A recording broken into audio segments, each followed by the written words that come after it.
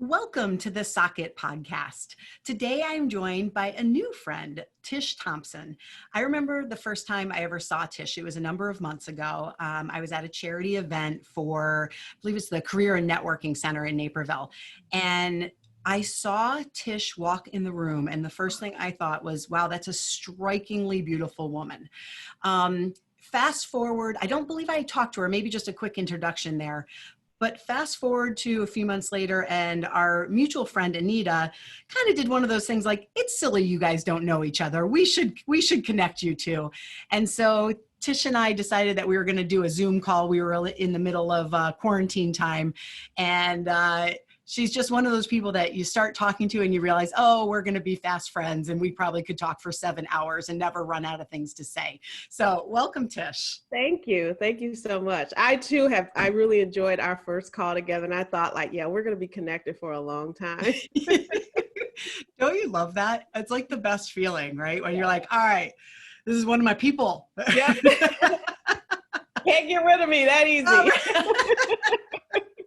So as I started doing our podcast, Socket podcast, decided I wanted to have her on the show. And I do most of the things I do by just making stuff up as I go along. So we came up with a quick topic, and one that I know Tish speaks on often, and I think falls into what we talk about at Socket so often, about plugging into you, about finding that authentic being and really enjoying who you are and not apologizing for it, and finding your strength and your confidence from within and not external things. Tish, if you can just talk a little bit about yourself so our listeners know who we're chatting with today. Hello, everybody. I'm Tish. My dad named me Letitia, but everyone calls me Tish, so I go by Tish. Grew up in the Joliet area. Now I reside in Shorewood. And so I am a mom of 4 amazing children, 28, 26, 19, and 13. And so my life is busy, but I wouldn't have it any other way. I am also a business owner. So I started a consulting practice. It'll actually be 6 years in July. Oh, I'll be celebrating my anniversary of starting Legacy Blueprint, which is a management consulting firm. And the way that I like to describe what we do is we're like physicians for organizations. We go in, identify what's ailing an organization from being as effective and as efficient as possible. And then once we figure out that diagnosis, we provide solutions to address it so they can continue to serve their communities, customers, employees. And so that's kind of what we do. And that comes by way of strategic planning, leadership development, culture transformation, all of those things is what we focus on. In my free time, I enjoy working out, spending time with my family, and I am a lover of wine experiences. Oh, nice. And so those are some of the things that I enjoy doing. It's hard to find that free time because right now I'm currently working on my PhD in business psychology. So I have a year left. But it's been a great ride, and so I've enjoyed it so far. So that's a little bit about me. That's awesome. Business psychology, I think, must be fascinating because as I was speaking in one of our other podcasts, when I went for my first meeting with my first business coach that I had, within 45 minutes, I cried 3 times. And, all of the business issues I had been facing were more like abandonment issues. And so I came out of that experience, and it really hit home that how you feel about yourself personally and who you are as a human plays into that business role. So often they tell you, oh, you've got to separate them. Don't post, personal things on your Facebook page if your patients are going to see it or things like that. I find that they're kind of one and the same. Mm-hmm. Do you feel that, or do you learn about things like that in what you're going through? Yeah, I think that the key to it is when we do show up in our professional life, we come as a full person. Yeah. And I think that what we coach people to do is just be mindful of how you show up. And so let's say you're having a bad day at home. Of course, that's going to be on your mind when you come into the office, but what are some techniques and strategies where you can still be as effective and successful as you can in the workspace, while also recognizing that you got some stuff going on at home. And so how do I still be able to be a full person, but not allow what's happening in my personal life to impact my impact at work? And so we do talk about those kinds of dynamics. In organizational development, that's another way that they call it. We talk about the importance of looking at process, structure, and people. And so as an organization, it's important that we build the type of structure and processes that support people to be as successful as possible, which is also providing kind of well-being support. So when people do have some challenges, how do we as an organization support that? Recognizing that people come to work as a full person. There's that old saying that is, leave all your personal stuff at the door. Yeah. Okay. Tell me how I give you half of me. You know what I mean? It's like, tell me how I give you half of me. So I need to come as a full person, but how do I balance the two? I think is what our discipline helps organizations and individuals do. So when I've gone through difficult times in my life, I developed my own way of compartmentalizing things, right? And so one of the biggest things I think when you're going through challenging times, when you do have to show up as a whole person, either at work or with your family or with your friends, I was finding that I was letting what I was going through spill over into that space. So I tried to figure out, all right, how do I compartmentalize it? So I came up with what I call the Thera technique. I'm a chiropractor. That's a good one. You need to coin that. What is it? Thera technique? You need to coin that one. And so I have Thera balls in my office, and then like smaller exercise balls. And so one day I was in my practice and I was sitting on top of the ball, and I don't know what came to me, but I was like, you know what? I can figure out a way to figuratively take what I'm going through, and instead of it being like all on top of me and heavy everywhere and infiltrate every part of my life. All right, so I'm going through a divorce. I'm gonna take that and I'm going to mentally put it in a ball. One ball. All right, I've got 2 young kids and I need to figure out where I'm going to move because I'm losing my home. All right, that's another stressor. I'm gonna figure out, and I'm gonna put that in a different ball. I'm having financial struggles and issues. I'm gonna put that in another ball.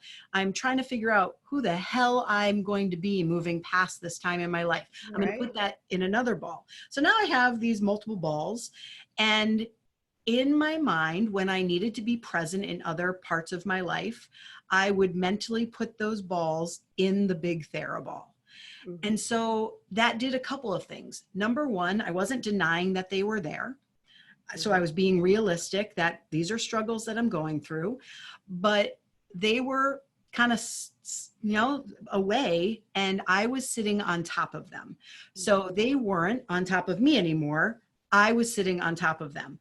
And when I had time to process them, I could then mentally take one out, crack it open, look at it, and then say, all right, is this something I need to grieve about? What do I need to feel about this? Is there a step I need to take in the process of getting through this that I can take right now?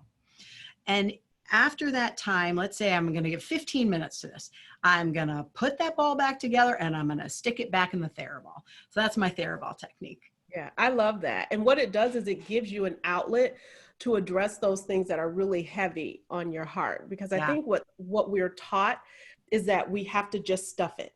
Yeah. Just stuff it, don't pay attention to it, but then we don't have control over it. And we don't have control over how it then oozes out and shows up in our life. So I love the idea of recognizing that it's there and assigning some level of meaning or decision or action to it. And then, when you're ready, then you can kind of take that deeper dive and address it. I think that's a really good way to say, yep, I see you. Right. I may not be able to address you at this very moment, but I see you and I'll get to you. And I think that is so important as individuals that we have that kind of frame of thinking. I too went through a divorce almost 2 years ago. Wow. And we were married for almost 20 years. And so I completely understand what you're saying about, kind of having these compartments at Mm-hmm. which you have to deal with. And when you were talking about that, I was also envisioning that these circles start to connect in some way, shape, or form, because they all are connected in one way, shape, or form. So yeah, I'm gonna have to steal that idea. You bet. You bet. Yeah, I'll give you credit for it. Well, and it was just so helpful to me. And as I've, talked to people going through similar things, whether it's a divorce or, something else that's a significant negative aspect of their lives, and I've shared that, they're like, oh man, and they'll get back to me the next day like, that really helped. Because now I make it sound so easy. Like, just put it in the ball and then sit on the ball, and now you're on all the balls and you're fine, right? And of course, that's not how it works. At 3 a.m. in the morning when you have insomnia because of the stress, right? Some of those things just like creep on up, right? And all of a sudden, you're just spinning. The mental spinning of things we can't control right now, or even things that we can't take action on right now, is, I believe, learning to control that. Control sounds like a harsh word there, but learning to figure out how to not let that happen and give that less energy when it's not serving you is a practice. It's a practice. And the more you do it, the more you wake up the next day like, oh, I was actually able to get back to sleep because instead of me just lamenting about what I'm going through and the same story over and over, I turned on a meditation. Or I did some prayers, or I did, whatever. I did a relaxation technique, and I was able to get some sleep. And so you see the benefits in your life of being able to sock that stuff away for a while. Yeah. And I agree with that.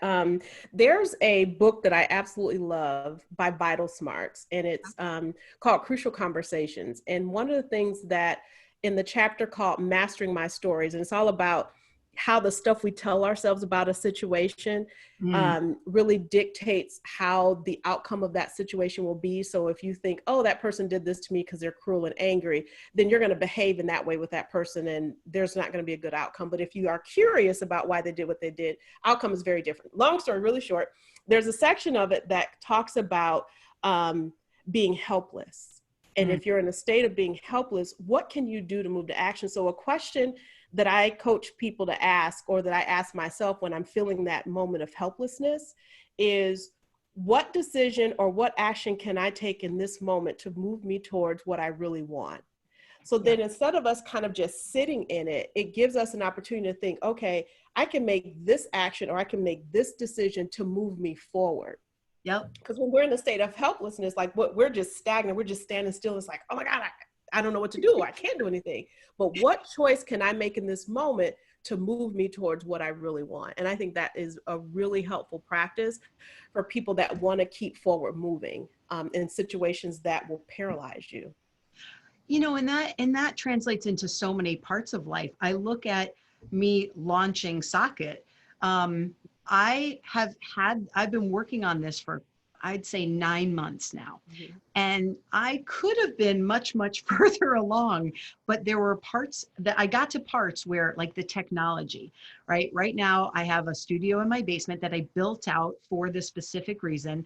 But what I need to figure out was, okay, lighting, and I have a podcast mic that's above my head now. And then I have a new camera. And so I'm setting up to tape courses for women, online courses for women. Well, now I've got to figure out, how do I tape it on my camera and then download it to my computer and then get it to my editor? And, or with the podcast, how do I figure out Zoom and make sure I'm recording it correctly and then downloading it to my computer, uploading it to YouTube? And there's so many passwords. I mean, every second it's like you need to know a password. Well, you make it easy, Cathy. I can tell you that. Well, but there have been full months, like 4 weeks during this time where I've done nothing, because I was kind of in that paralyzed, this is too much. I'm trying to break through this fear. What if no one listens? What if no one cares? What if your words don't come out right? And at the end of the day, I've always had this little feeling like there's something I'm supposed to do with what I've been through, and the way I've been able to take in my life and the struggles I've been through and how I've been able to process them and how I've been able to come out the other side. And the feedback I get when I speak or I talk with people is that I've helped them. And so this is the biggest way I know how I can do that on a larger scale, but that's scary. You know? So anyway, going back to your one day at a time, or, take an action step, I got to a point where I'm like, all right, Cathy Subbert, just every day, make one step, right? Maybe today is you need to figure out how to upload a Zoom video to your YouTube channel. Okay, I did that. And then sometimes after I do that, then I get more energy and I get a little more confidence. And then I figure out 4 more things. Mm-hmm. And sometimes it's just, you know what, today I'm taping a podcast with Tish and that's all I'm doing. But at the end of the day, if I know that I've taken one more step, then I can feel proud of myself, and it then gives me more energy to want to take more steps. Yeah. Yeah. That is absolutely, it's like showing up. Mm-hmm. I think it's like, if I could just show up, it's almost like going to the gym. You don't feel like it. Like when you get up and you got to put your workout gear on, it's just like, oh my God, I am not feeling this today. Yeah. But just show up at the gym. Yep. And then once you kind of get going, then when you leave, you're like, OMG, I am so glad I went. And I think that's the thing, is like, if we just trust our process and show up, mm-hmm. then we will achieve the results that we aspire to achieve, but we got to show up. Yeah, we have to get out our own way. Because it is easier sometimes to just sit on the couch. Yes. But then you feel crappy, and then you eat more food because you're kind of bored. And I've never gotten home from a walk or a run or a bike ride and thought, oh, I'm really upset that I did that. I really shouldn't have spent that time. I always feel good, and I always come home like, all right, now what else do I need to tackle? Yeah. So it's life-giving. Yeah, it is. It makes you feel strong and healthy, and that's as I'm creeping up towards 50, those things become a lot more important. I turned 47 in August, and it's the first time I've thought, wow, that's closer to 50. Like I don't like age. I'm like, I feel great. I feel healthy. I feel young. I don't really worry about the number that much, but it was the first time I had to pause. Like, okay. My dad gives me a hard time because every year I tell him I'm 25. And he's like, oh girl, when are you just going to own your age? I'm like, I am owning my age. I'm 25. And he just rolls his eyes. But it is something about like when you for so much of your life, you don't worry about that number. Then you get to a point where it's like, ooh. Right. Oh, all right. That number that I used to think was old. Oh my gosh. Right? It's like, I'm getting that number. I remember I think we had a 40th birthday party for my mom. I think, who knows? Sometimes your memories make things up. But, mm-hmm. And I remember thinking, oh my God, my parents are so old. And now once I turned 40 was like, all right, bring it on. I'm ready for my 40s, right? You get that combination of self-esteem and wisdom. Nikki Anderson and I were talking about this on another episode, and like it kind of collides. Like you build up all this wisdom, and then you get to the point where you just don't give a crap what other people think, and you take away all that BS that just haunted you, or at least for me. I mean, you couldn't pay me $1 million to try to go back to age 16. No way. I mean, unless I could take my brain that I have today and plug it into then all right, maybe. But then I wouldn't be who I was today. So you're just, it just doesn't make sense. Yeah.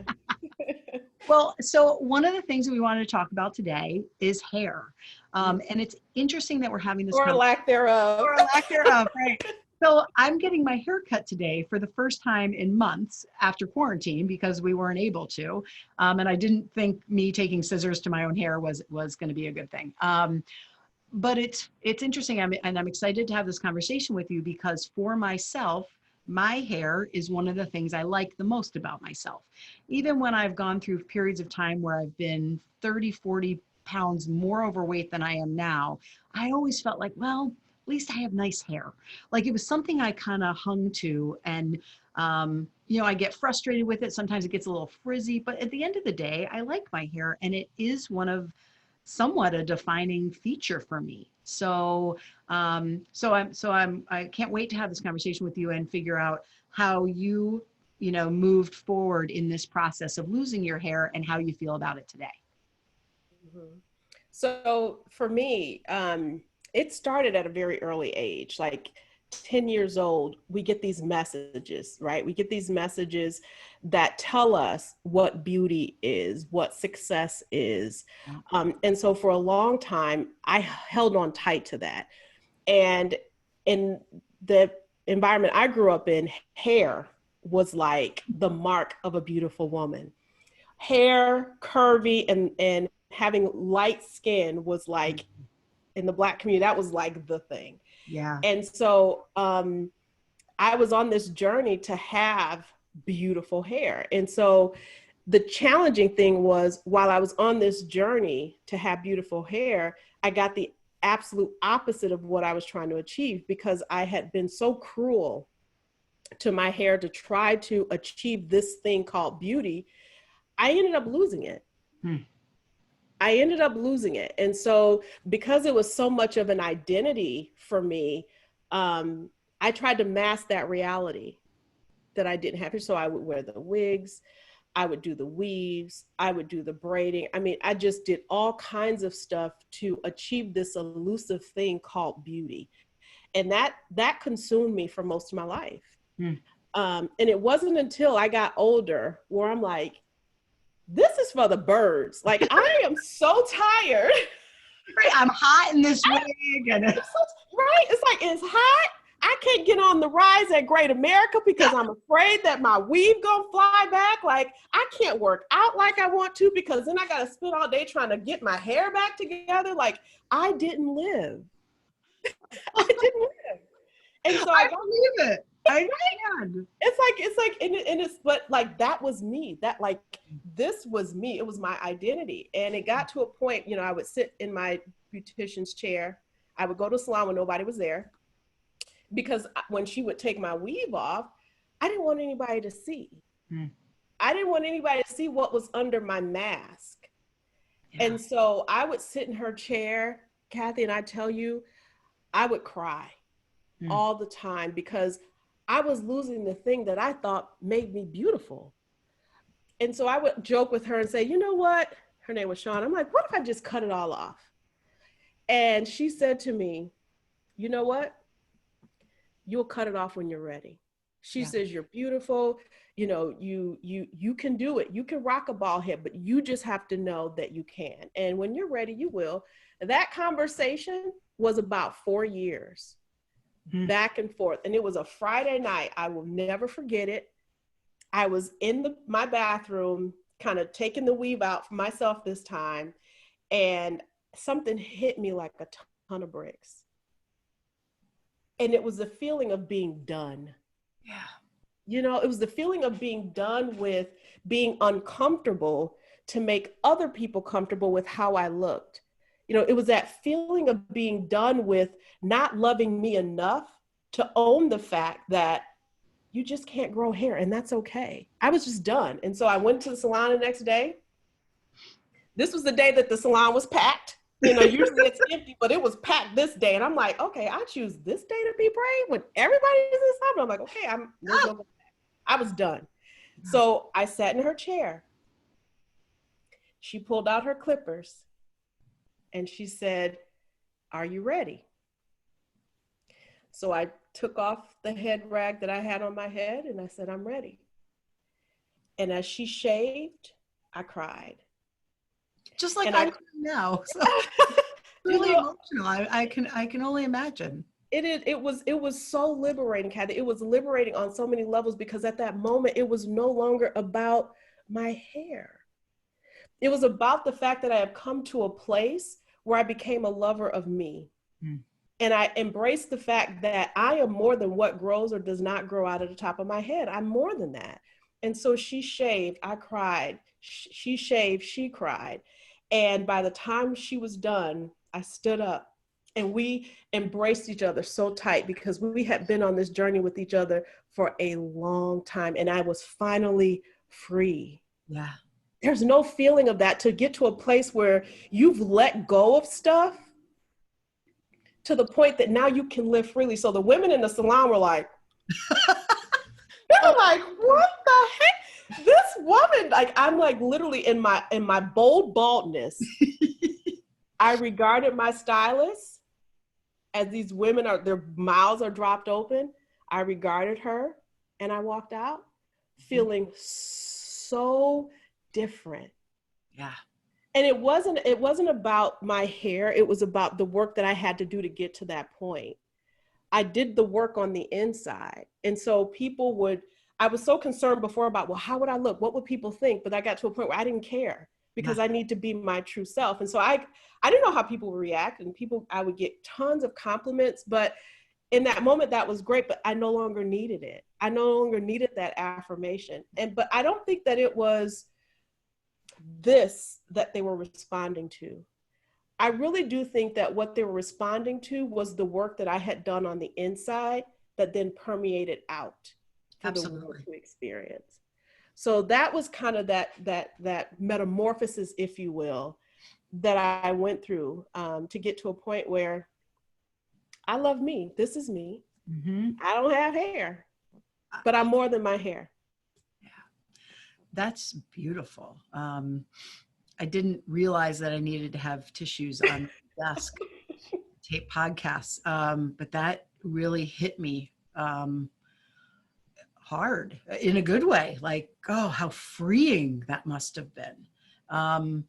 And you're right, to be able to get to the place where you've done the work, where you don't have to rely on other people's perception of you for your own self-worth, and to be beautiful and to be lovable and to have value. And I think part of why it made me so emotional is knowing how many women will never feel that. And they don't know how to. Either they're in destructive relationships or abusive relationships, or their mom always put them down one way or the other. And many of us that get to this phase of believing in ourselves and self-confidence, we've had to put in a lot of freaking work to get there, right? I mean, a lot of hours digging in and peeling back and healing and unlearning, right? It's like unlearning what we have been conditioned to think for so long. So we have to unlearn and then relearn. Yeah. What my version of what you're experiencing, and it's so different, but it's hard to even compare. It's apples and oranges, is my weight. And I've always identified with, if I'm thin, then I'm sexy and I'm beautiful and I'm worthy of love. And, that came back. I would peel back the whole thing with doctor's offices and being an athlete and what my mom tried to do, all through love, but it all just screwed me all up. And it's so interesting, the relationship I'm in now with this wonderful man that just doesn't see that. He, every once in a while, he'll say something. There'll be like some woman that's we're watching on TV who might even be heavier than me. Be like, wow, she's really pretty. And my first thought is, how can she be pretty? She's overweight. Like, because that's something that I've had to deal with myself. And I look at where I am today versus where I was a decade ago, and I'm technically weight-wise much heavier than I was, but I feel so much more confident in my own skin. And when I walk in a room, I used to only think, what do people think? Have I lost weight? Have I gained weight? Are they thinking? They're not thinking about me. They're thinking about them. Right. So, but it is something that's been a process for me that I'm still in process in a little bit. But I really appreciate you sharing that story. And how long ago was that, Tish?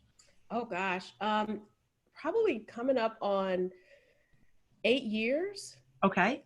About 7, 8 years now. Yeah. So I in what I told myself was, okay, so, I'll just, take the hair off and go and find out why I can't grow hair, and go through treatments. But I got to a point where I said, you know what? I'm fine with how I am. I don't need to go and diagnose and try to figure out, why I don't have it and how can I grow it? No, this is me. Yeah. Do you find that people ask you about it, or do they avoid asking you about it? Both and. Okay. So there are people who, like when I worked for a very conservative organization before I started my own firm, very conservative, like from the point of, you know, when you come to work, you wear pantyhose and skirts, like it was that conservative. And so for me, the fact of showing up and being unconventional by not having hair, I didn't know how they would react.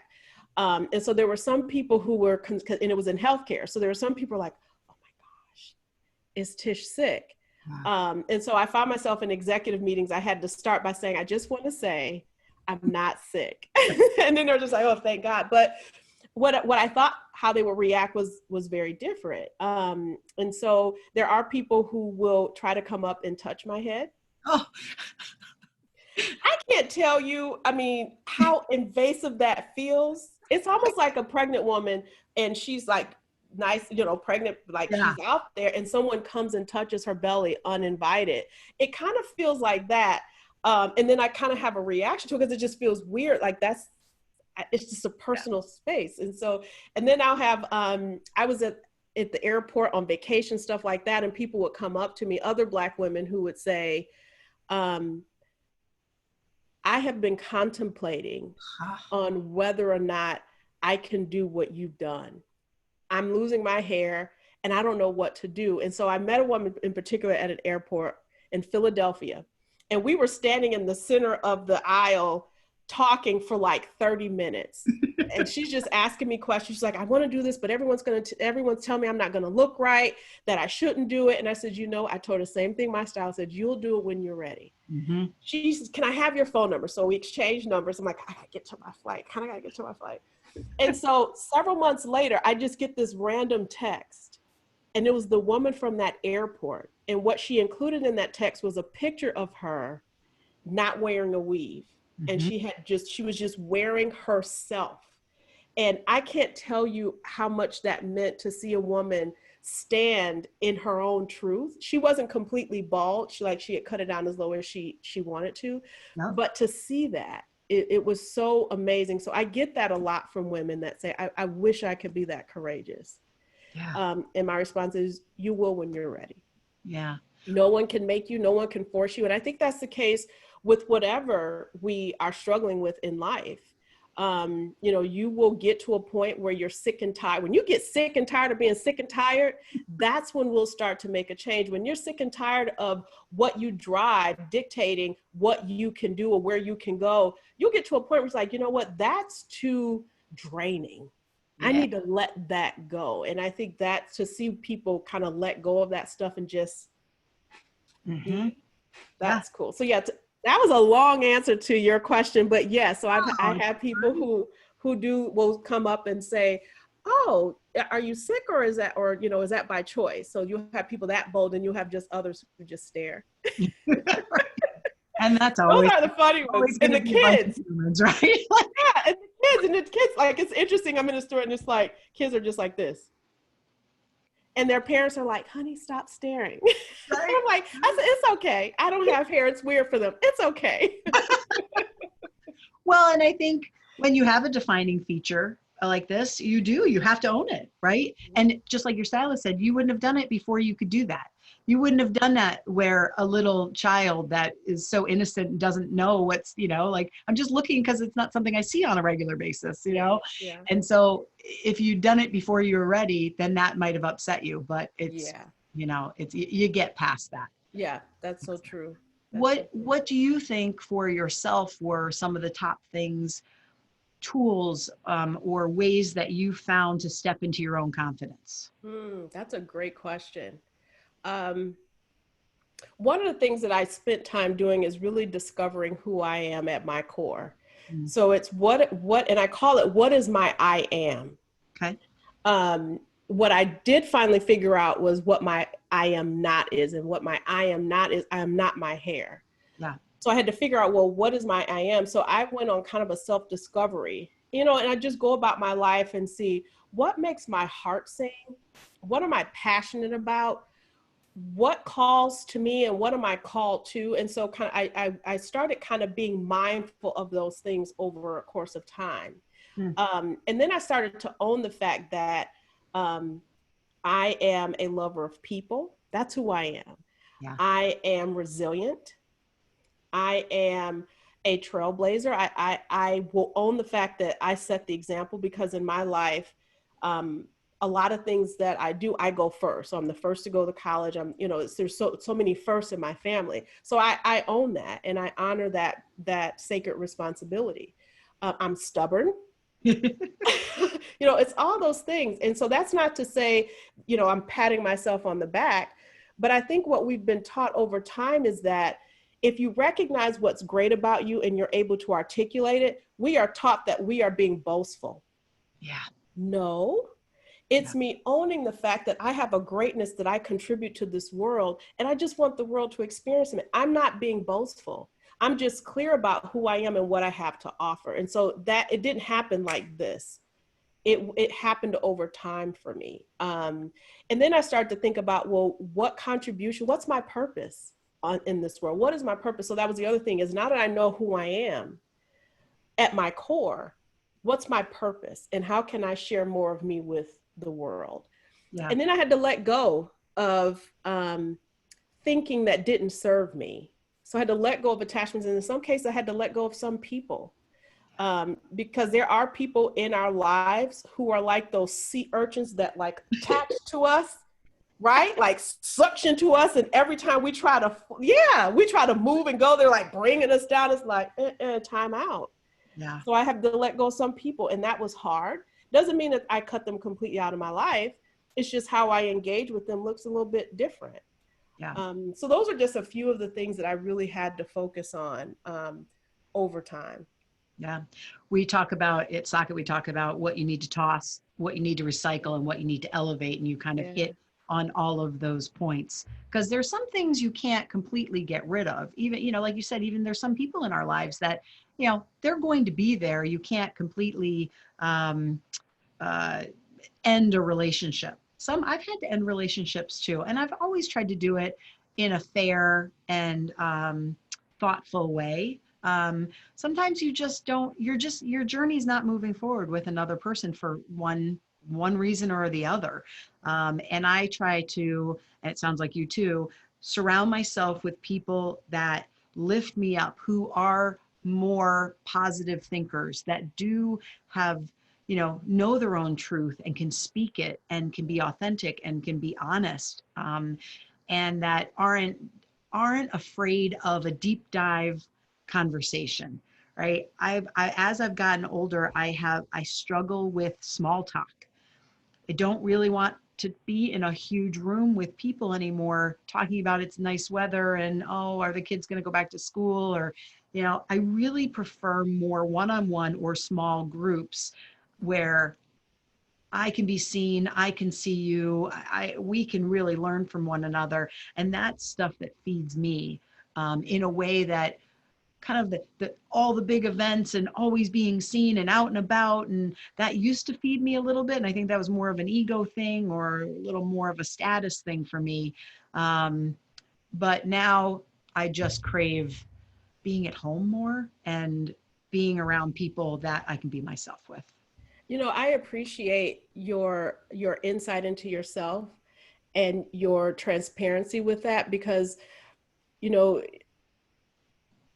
there are these things that we're supposed to do and supposed to be like. We're supposed to want to be out in groups. We're supposed to want to socialize in a certain way. And I think for us to get to a point where we say, yeah, that doesn't necessarily serve me or work for me, I think that's huge. And what if we can impact the generations behind us to have that mentality or thought process sooner than we were able to get to that point? Yeah. It's really impacting the generations that are coming behind us so that they can learn these lessons quicker than we did. But I think that's the beauty of what you're doing, is that you're providing an avenue for our younger generation to really tap into the essence of themselves, to plug into themselves and be able to realize who they are at their core, and then be able to live a life of thriving, not just surviving. Yeah. there's a part of me that wishes I could go back to that 16-year-old or 26 or 36-year-old self and be able to plug in what I know now. But then I wouldn't be me. I wouldn't be where I am. I mean, who knows where I'd be in my life. So I try and I succeed most of the time at not having regrets. I can look at things and say, well, I made a really crappy decision with that one, right? But then on the flip side of it, what did I learn? Why was I in a space to make that decision? What can I teach my 2 teenage boys and my stepson about the position I was in, and how can I help them maybe make better decisions because they can lean on the wisdom and the knowledge that I have from experience. Mm-hmm. So, you know, knock on wood, we try, right? Yeah. And I think, you know, you bring up a good point, and I apologize if this is off topic, but when it comes to children, like how I parent now and how I parented when the kids were younger, you know, as you get more coming along, you kind of, you know, the first one, he was practice. So I feel bad for him. Right. But then you get some wisdom, but I had to really learn to say, I can't always dictate. Like the kids get to a certain age where I can't dictate what decisions they have to make. I just have to trust that we as parents did a good enough job to equip them with enough knowledge that they can then make a better choice or make a choice on their own. Yeah. But I can't remove the learning experiences from their life, because that is what makes life life. They'll come back and say, you know what, you were right about that. And on the inside, we're like, you darn right, I was right about that. But we don't say that out loud. But we have to give them space to figure it out. But that is hard. That is really hard. Right, because you're kind of watching in the wings going, oh man, we know they're going to choose this and it's going to suck for them and they're going to have to go, you know, every once in a while my kids will do something and it'll be something that maybe once or twice I've said, have you thought about this? Or maybe have you considered if you don't do this, that, you know, and then ultimately the consequence will be at hand and they'll come to me kind of like, oh no. And I'll be like, well, yeah, remember, yeah, like we talked about that and it just is what it is. Yeah. And it's a consequence and you'll get through it. And then the next time you'll probably be more thoughtful or be more mindful or do what you need to do, whatever it is, you know? Yeah. And so it is hard to allow your kids to kind of get that further rope, right? You know, not like they're chained down, but to let them go further and further and further on their own without trying to micromanage and control their every decision. And you see the parents that still do that, you know, and it's, I try to be the parent that says, you know, if you earn trust and you've built respect with me, then I'm going to keep saying yes to new experiences. So we're either in a building trust or taking away, you know, or losing trust mode. Yeah. And as long as we're in a building trust mode, you're going to be able to do a lot more things, you know, and life's going to be a lot more fun for you. And it's not that hard to just be, to do the right thing when you need to. Right. And the nice thing is that then the choice is theirs. The choice is yours if you want to build trust or if it goes away. That choice is yours, which is a beautiful thing, is that they have the choice. We're not dictating it. You have a choice. Yeah.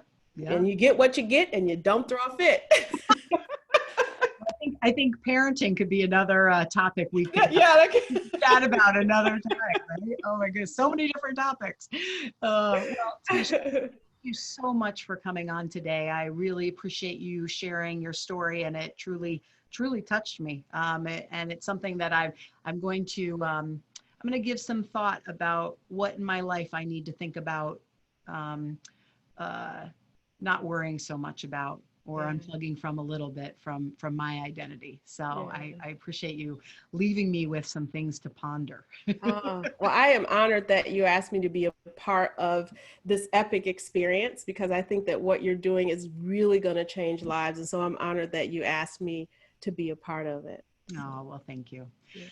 Well, to everyone listening out there, we hope you enjoyed our conversation, and we will be back with you next week. Have a wonderful day. Thank you.